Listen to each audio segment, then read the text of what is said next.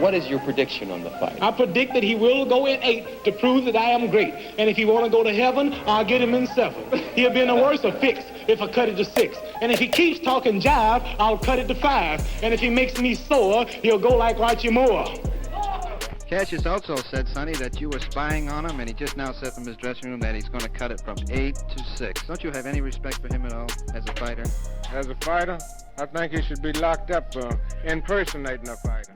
Everyone thought Sonny Liston feared no one, but he admitted fearing 5 specific fighters throughout his career. After all, Liston was the most intimidating heavyweight champion boxing has ever seen. His jab could break bones. His stare could destroy confidence before the first bell rang. Men twice his size would crumble under his glare. Opponents quit mentally before they ever climbed through the ropes. But here's what makes this powerful. Liston's fear was not about being scared. It was about respect. Each of these 5 men scared Liston in a completely different way, revealing the depth of his boxing mind. Muhammad Ali, back when he was still called Cassius Clay, represented something Liston had never faced before. It was not Ali's power that worried Liston. Ali was fast, unpredictable, and according to Liston, completely crazy. In Liston's world, men followed certain rules. They signaled their intentions. Fear was something you could use as a weapon, but Ali operated outside all of that. He drove a bus to Liston's house in the middle of the night. He screamed at weigh-ins like a wild man. He recited poetry and danced around like no heavyweight had ever moved before. Liston genuinely believed Ali had mental problems, and that made Ali infinitely dangerous. Think about it. A sane opponent, no matter how brave, wants to protect himself. But Liston thought Ali was mentally ill with no sense of self-preservation. After their first fight, people close to Liston said he believed no one should stand up if a crazy man was standing over them. When Ali knocked Liston down with a phantom punch, Liston stayed on the canvas watching Ali scream and refused to go to a neutral corner. To Liston, this was not a boxing match anymore. By convincing Liston he was insane, Ali took away Liston's greatest weapon. But Ali scared Liston another way too. His speed created a problem Liston could not solve. Liston relied on perfect timing and a devastating jab. He was used to opponents who moved in predictable patterns. Ali moved in ways that seemed to break the laws of physics for a heavyweight. People who were there said Ali hit Liston so fast that even Ali did not realize he had landed the punch for a few seconds. Liston felt like he was trying to hit a ghost. For a man who had dominated through total control, the inability to land clean shots on Ali created profound anxiety. There is one more thing about the Ali fights. Liston was much older than official records showed. The paper said he was 32 during their first bout, but evidence suggests he was actually closer to 40 years old. His reflexes were slowing. His stamina was fading. Facing Ali's endless energy and blinding speed was the worst possible matchup for an aging power puncher. Ali represented the future of boxing. Liston recognized that his era was ending. Now let's talk about Cleveland Williams, a man they called the Big Cat. If Ali was everything Liston was not, then Williams was. Exactly like Liston, Williams stood 6'3" with massive muscles. He was a pure power puncher, and Liston admitted something shocking. He said Williams punched like a mule kicks. Coming from Liston, a man whose entire reputation was built on being the hardest hitter alive, this admission meant everything. Their 2 fights in 1959 and 1960 were absolute wars. In the first fight, Williams broke Liston's nose in the early rounds. Williams hit Liston so hard he broke his nose. Liston had to walk through a storm of punches just to survive. People who saw Williams fight said he had bigger muscles than Liston. The fear Liston felt was immediate and physical. This was not psychological warfare like with Ali. This was the very real danger of getting knocked unconscious. Liston won both fights by stoppage, but those victories came at a terrible cost. His nose was broken. His shoulder was hurt. Years later, a state investigation confirmed these injuries. The fear of Williams was about recognizing an equal. When Liston looked across the ring at Williams, he saw another predator who could match him punch for punch. Liston had to be perfect against Williams. That constant state of alertness defined what professional fear meant to Liston. Other fighters confirmed what Liston said about Williams. George Foreman ranked him among the hardest punchers he ever faced. Boxing experts called Williams a one-touch knockout artist. One clean punch from Williams and the fight was over. For Liston, Williams represented zero margin for error. That is why Williams earned his spot on Liston's fear list. Before we continue, I want to hear from you. Yar, out of the fighters we have discussed so far, Ali and Williams, which one do you think presented the bigger challenge to Liston? Was it Ali's unpredictable speed and psychology, or Williams's raw destructive power? Drop your answer in the comments below. And if you are enjoying this deep dive into boxing history, hit that subscribe button. We bring you stories like this every week, exploring the hidden truths behind legendary fighters fighters. The third fighter on Liston's list represents something different entirely. George Foreman never fought Liston in an official bout, but their relationship tells one of boxing's most interesting stories. In the late 1960s, an aging Liston was hired to spar with a young George Foreman. These sparring sessions became legendary. Foreman later said that sparring with Liston was the most dangerous thing he ever did. He believed Liston could have beaten any heavyweight in history except Ali, but Liston was scared of Foreman too. Foreman possessed freakish strength. During their sparring sessions, something happened that had never happened before. Foreman pushed Liston backwards through pure physical force. For Liston, it meant everything. Liston was a fighter who moved forward. He occupied the center of the ring like a tank. Nobody pushed Sonny Liston around, except George Foreman did exactly that. Foreman told people that Liston admitted Foreman was the only man who could force him backwards using strength alone. Think about what this meant to Liston. His entire fighting style depended on being immovable. He was the anchor, the foundation, the rock that could not be moved. Opponents bounced off him like they hit a wall. When Foreman shoved him backwards during sparring, it was not just a physical thing. It was a message from the future. There was a new generation coming. They were bigger, stronger, younger. Foreman represented the inevitable obsolescence that comes with age. Liston was still great, but he could feel his powers fading. And here was this young giant who could physically dominate him in ways nobody else ever had. The fear of Foreman was the fear of being replaced. It was watching the next version of yourself step into the ring and realizing they might be better than you ever were. People who trained both fighters debated who hit harder. Johnny Taco, a legendary trainer, said Liston hit harder. Chuck Wepner, who fought both men, said getting punched by Liston was like getting hit with a baseball bat. Foreman himself often said Liston was the harder puncher, but the fact that there was even a debate meant something. Foreman was close. And for Liston, who had always been clearly the most powerful, having someone even in the conversation represented a threat. What makes this relationship beautiful is how it evolved. Instead of trying to destroy the young challenger, Liston became a mentor. He taught Foreman how to box, how to use the jab to control distance, and how to intimidate opponents. Foreman's later career, when he destroyed Joe Frazier and Ken Norton, reflected Liston's style. By teaching the next generation, Liston ensured his influence would outlast his own career. Now we come to Zora Folly, and he represents yet another category of threat. Folly was not a devastating puncher. He did not have Foreman's strength or Ali's speed. What Folly had was intelligence. He was known as a fighter's fighter who understood ring geometry better than almost anyone. Liston fought Folly in 1960 and stopped him in the third round. But the quickness of that finish should not hide the deep respect Liston held for Folly. Liston called Folly a smart fighter. In boxing language, that is a specific kind of warning. A smart fighter can make you miss and exploit the tiniest flaw in your technique. Against Folly, Liston had to be perfect. One lazy jab meant Folly would counter. The fear of Folly was the anxiety of the perfectionist. People from that era understood Folly's danger. There was a quote going around, sometimes attributed to Ali, about fighters like Folly. It said Folly and others like him were good fighters who could sometimes fight with brilliance. The fear was catching them on a night when they were determined not to lose. Liston knew that if he showed up unprepared or had an off night, Folly had the tools to outpoint him. Folly could frustrate him. He could even potentially steal a decision. That possibility created pressure. The fact that Liston destroyed Folly so quickly shows us something important. Liston was not just a brute force fighter. He had serious ring intelligence himself. He did not overpower Folly. He outsmarted him. He cut off the ring. He eliminated Folly's escape routes. He delivered the finishing combination before Folly could settle into his rhythm. But the preparation for that fight would have been intense. Liston studied film for hours. He drilled specific combinations. He had to study Folly's patterns. He had to be sharper mentally than for almost any other opponent. The fear of the smart fighter is that they punish mistakes. Against Williams, Liston could trade power shots and rely on his chin. Against Folly, there was no margin for error. Folly was part of a group called the Uncrowned Champions. These were fighters who never got title shots because Floyd Patterson ducked them. They were considered too dangerous and not marketable enough. Liston, by contrast, fought them all. This demonstrates his confidence, but also highlights his professional anxiety. He knew that to be considered the undisputed king, he had to clear out every dangerous contender. Beating Folly sent a message to the boxing world. Liston was not just a scary puncher. He was a complete fighter who could dismantle even the most intelligent technicians. Finally, we come to Eddie Machen. Machen occupies a unique position on this list. He is the only man from Liston's prime years who took him the full 12 rounds. In September 1960, Machen went the distance with the Big Bear. He lost a unanimous decision, but he proved Liston was not invincible. Machen was what boxing people call a spoiler. His entire style was built on survival. He moved constantly. He used defense and clinching. He refused to fight Liston's fight. Liston called Machen a real professional. In context, that That phrase carried grudging respect for someone who knew how to survive. Machen did not try to trade punches with Liston. Instead, he circled, ducked, and tied Liston up whenever possible, and he used psychological warfare. Throughout the fight, Machen taunted Liston. He asked him if that was all he had. This infuriated Liston. His temper flared. He was penalized for low blows as his frustration grew. The fear of Machen was different from the others. It was the fear of looking bad. Machen made Liston work for every second of 12 rounds. He exposed some of Liston's weaknesses. Liston had stamina issues in long fights. He had trouble with opponents who moved laterally. These were flaws that Ali would later exploit. Machen gave the world a blueprint. For a fighter whose reputation depended on an aura of invincibility, Machen's survival cracked that armor. There was also controversy around their fight. Machen later accused Liston's corner of using illegal medication to blind him. Whether this was true or not, the accusation shows how rough the fight became. Liston's fear of Machen was about the bad night. Every fighter dreads the opponent who can make them look mediocre. Machen was that guy. The fear of the spoiler is distinct from the fear of the puncher. A puncher can hurt your body. A spoiler can hurt your legacy. By surviving 12 rounds, Machen exposed parts of Liston's game that people had not seen before. He showed the boxing world that Liston could be made to look ordinary if you were tough enough and smart enough. In an era where Liston was knocking out top contenders in the first round, lasting 12 rounds was revolutionary. It proved Liston was human. It proved he could get tired. It proved he could be outmaneuvered. For someone who relied on fear and intimidation, that crack in the armor was dangerous. Looking at all 5 fighters together creates a complete picture. Each one threatened Liston in a fundamentally different way. Ali disrupted reality with his speed and unpredictability. Williams matched Liston's destructive power. Foreman represented the future. Folly challenged Liston mentally. Machen tested his stamina and professionalism. This list reveals something profound about Sonny Liston. He was not the mindless bully that casual fans imagined. He was a deeply perceptive fighter. His fear was professional, not personal. Being on Liston's fear list should be considered a tremendous honor. It meant you possessed a quality that forced the most intimidating heavyweight champion in history to take notice. Let's appreciate what Liston accomplished against these men. He fought Williams twice and won both times despite breaking his nose and suffering other injuries. He fought Folly and knocked him out while making it look easy. He fought Machen and clearly beat him over 12 hard rounds. He sparred with Foreman and earned eternal respect while teaching the young champion everything he knew. And he fought Ali twice, representing the old guard against the fighter who would change boxing forever. Liston's willingness to fight the most dangerous men of his era proves his greatness. He did not duck anybody. When Floyd Patterson was avoiding the uncrowned champions, Liston was stepping into the ring with all of them. He cleared out an entire generation of elite heavyweights. His resume serves as validation for every fighter on it. To be feared by Sonny Liston means you were truly special. It means you had something that could threaten one of the most dominant champions the sport has ever seen. The 5 men who scared Sonny Liston represent 5 different paths to heavyweight greatness: speed and psychology, raw destructive power, youth and strength, intelligence and technique, professionalism and survival. Together, they form a complete survey of how a fighter can be dangerous in the ring. Liston faced all 5 types. He respected all 5 types, and his honest assessment of what made them dangerous shows the depth of his boxing knowledge. This brings us to the deeper meaning of fear in professional fighting. Liston's fear was not weakness. It was wisdom. He understood that overconfidence gets fighters hurt. The men who scared him were not random. They were carefully identified threats based on his honest evaluation of his own strengths and weaknesses. That kind of self-awareness is rare in any competitive field. In the end, Liston's fear list is really a respect list. It is his way of acknowledging the fighters who pushed him to be better. Ali made him faster. Williams made him tougher. Foreman reminded him that age comes for everyone. Folly made him sharper tactically. Machen made him more professional and disciplined. Each encounter taught him something. The tragedy of Sonny Liston is that we never saw him in his absolute prime against Ali. By most accounts, Liston was already past his peak during their fights. But what we do know is that Liston recognized greatness when he saw it. He admitted his fears. He acknowledged the fighters who challenged him in ways others could not. And in doing so, he left us a roadmap to understanding what made the golden age of heavyweights so incredibly deep and talented. So what do you think? After learning about all 5 fighters, which one do you believe posed the greatest threat to Sonny Liston? Was it Ali's impossible speed, Williams's brutal power, Foreman's strength, Folly's intelligence, or Machen's ability to survive and frustrate? Leave your answer in the comments. And if you found this exploration of boxing history valuable, make sure you subscribe to the channel. We dive deep into the stories behind the legends, uncovering the human truths beneath the myths. Thanks for watching, and I will see you in the next one.